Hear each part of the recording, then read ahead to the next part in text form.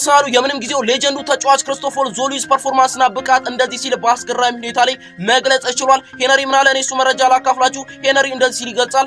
አርሰናሎች ከቤልጂየም ተጫዋቹ በ35 ሚሊዮን ፓውንድ ሲያስፈርሙት ማመን ከብዶ የነበረ ነገር ግን በኮምፒቲሽን ጨዋታ ከማንቸስተር ሲቲ ጋር 2 አሲስት ካደረገ በኋላ ላይ ቀጥታውኑ ከፓትሪክ ኤቭራ ጋር ደውዬ ቀጥታውኑ ነግሬው ነበረ።